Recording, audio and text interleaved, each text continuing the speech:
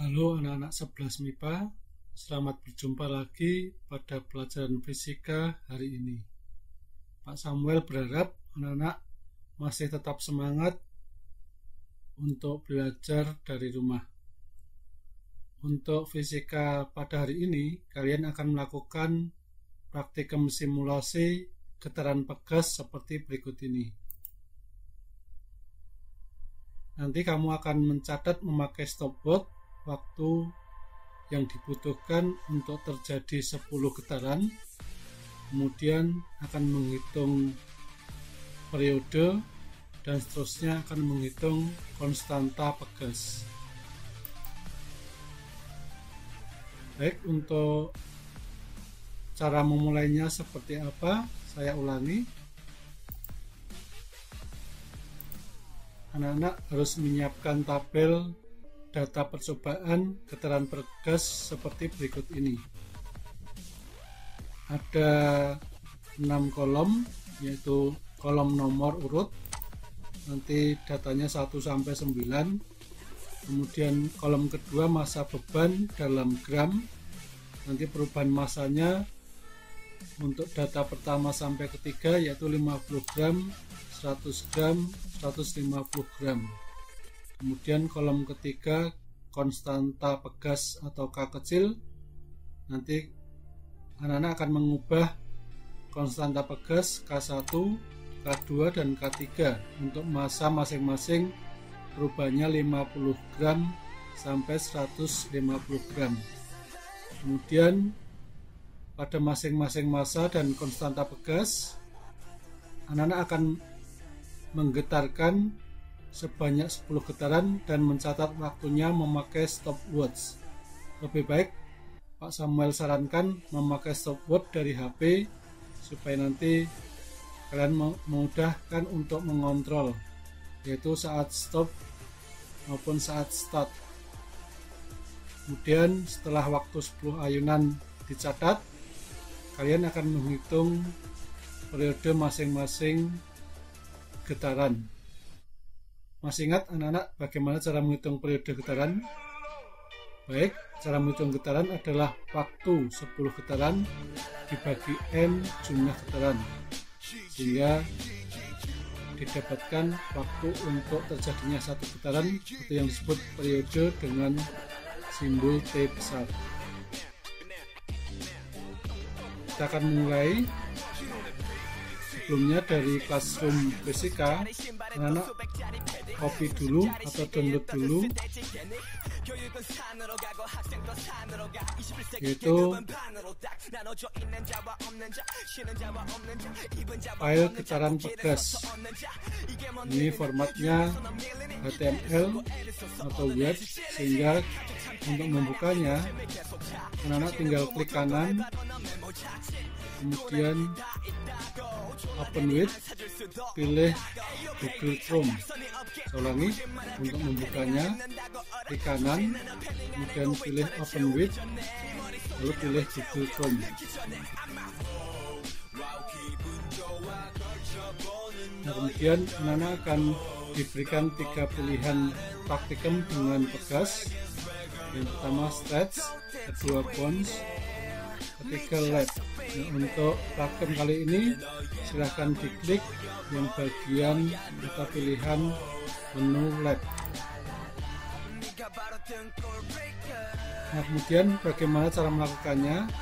Anak-anak mengubah massa dulu menjadi 50 gram. Caranya pada bagian massa tinggal di-drag ke kiri sebesar 50 gram, lalu drag massanya digantungkan pada pegas. Nah, sebelumnya silahkan di pause dulu atau stop dulu, kemudian supaya memudahkan nanti mulai menggetarkannya, silahkan diaktifkan atau dicentang pada bagian resting position atau pada posisi seimbang. Lalu tempatkan benda di atas posisi seimbang. Nah, untuk percobaan yang pertama dengan massa 50 gram, yang dipilih adalah konstanta pegas K1. Letak konstanta pegas K1 adalah pada spring strength, itu dipilih pada strip yang pertama. Lalu nanti bagaimana mengubah K2, lalu bagaimana mengubah K3, tinggal digeser ke kanan. Dimulai dulu dari K1. Bisa ulangi. Untuk letak posisi konstanta pegas K1 seperti ini, lalu letak posisi pegas K2 tinggal di drag pada bagian 2 strip. Ini berarti kita sudah mengubah ke K2. Lalu nanti pada K3 tinggal digeser lagi di drag sampai 3 strip, sehingga anak-anak sudah mengubah untuk K3 dan seterusnya. Lalu untuk menghitung 10 getaran, saya ulangi, jadi ini posisinya masih close. Lalu tempatkan beban di atas titik seimbang atau pada garis putus-putus yang hijau. Kemudian sambil menjalankan, siapkan stopwatch dari HP. Lalu saat kita klik mulai, HP langsung mulai tombol start. 1, 2, 3, 4, 5, 6, 7, 8, 9, 10 stop gitu ya. Yang di stop adalah stopwatchnya. Saya ulangi lagi. Jadi kalau ini misalkan stopwatch anak-anak, waktu dijalankan stopwatchnya juga dijalankan, dihitung 10 getaran. Setelah didapat 10 getaran, langsung stopwatchnya stop. Kemudian catat waktunya, misalnya 8,10, catat di tabel. Untuk pengukuran pertama yaitu dengan massa 50 gram pada posisi konstanta pegas K1, lalu dengan waktu 10 getaran silahkan dicatat di tabel dan seterusnya. Baiklah anak-anak, Pak Samuel akan mencontohkan lagi cara menghitung getaran. Jadi kalau dimulai dari atas, saat dijalankan tombol stopwatch sudah ditekan start, kemudian turun bergetar ke bawah, kembali ke atas, baru hitung 1, 2, 3 dan seterusnya sampai 10 getaran. Stopwatchnya dimatikan atau ditekan tombol stop. Ulangi cara menghitung. Di waktu mulai dari atas posisi seimbang, dijalankan getarannya sambil stopwatch hidupkan. 1, 2, 3, 4, 5, 6, 7, 8, 9, 10 stop. Waktu stop sampai getaran ke 10, juga stopwatchnya dicatat waktunya, lalu masukkan ke dalam tabel. Kemudian untuk data kedua masih pada posisi konstanta pegas K1, tapi masanya diubah atau didrag atau digeser sampai 100 gram. Sudah sampai 100 gram, kemudian tempatkan benda di atas posisi seimbang atau di atas garis hijau putus-putus. Kemudian jangan lupa stopwatchnya di reset atau dinulkan. Terus sambil siap-siap untuk menggerakkan atau menjalankan getarannya, stopwatch kemudian dihidupkan sambil dihitung 10 getaran. Kita mulai 1, 2, 3, 4, 5, 6, 7, 8, 9, stop. waktu sampai 10 getaran untuk stopwatchnya dimatikan, kemudian waktu yang tercatat untuk 10 getaran dimasukkan ke dalam tabel. Demikian seterusnya nanti untuk massa 150 gram, lalu juga untuk perubahan K2 dan perubahan K3. Semoga Anda dapat melakukan dengan teliti dan tepat, sehingga nanti juga akan memudahkan kalian dalam menghitung atau menganalisa kesimpulan. Masih semangat anak-anak? Sebelum kita lanjutkan, jangan lupa untuk senyum-senyum dulu. Dan setelah Anda melengkapi data seperti tabel berikut sampai data ke-9, nanti kamu mencatat 100 getaran untuk massa beban 150 dan konstanta pegas K3, dan semuanya dicatat waktunya untuk 10 getaran dan dihitung masing-masing periode getaran.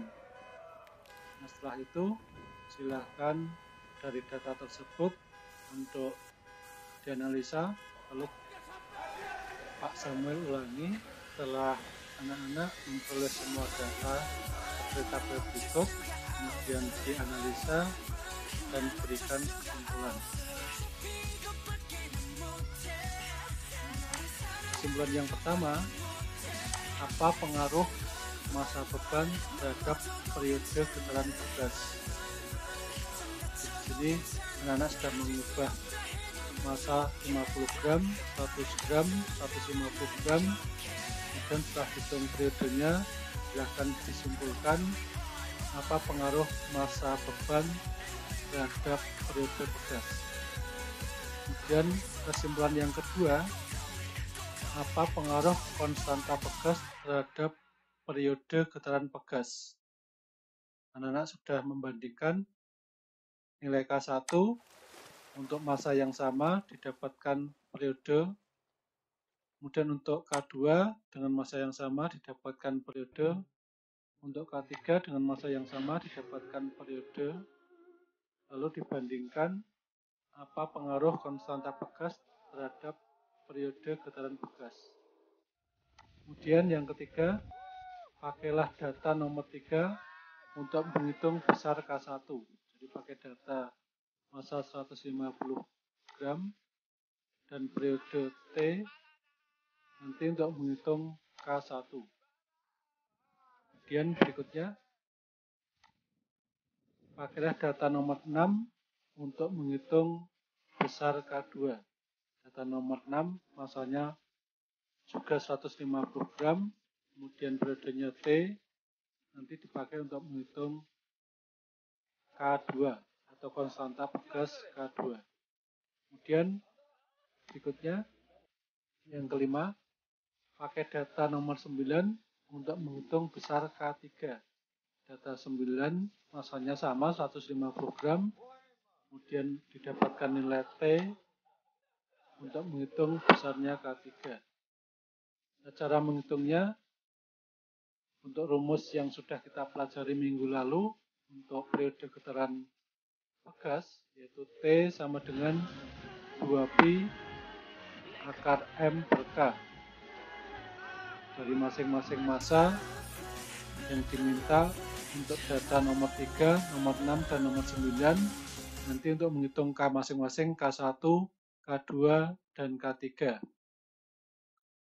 Baik, yang perlu diingat oleh anak-anak waktu menghitung besarnya K1, K2, dan K3, untuk massa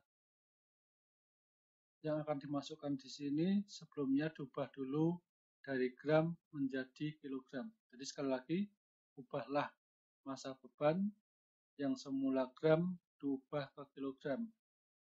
Sehingga nanti anak-anak akan mendapatkan nilai K dalam satuan Newton per meter. Jika ada pertanyaan lebih lanjut, silahkan anak-anak bisa WA ke nomor Pak Samuel atau di dalam grup kelas masing-masing. Kemudian silahkan setelah memahami tutorial praktikum simulasi getaran pegas ini, anak-anak bisa melakukan sendiri dengan baik. Terima kasih atas perhatiannya. Tetap kompak, tetap semangat, tetap bersukacita. Tuhan memberkati.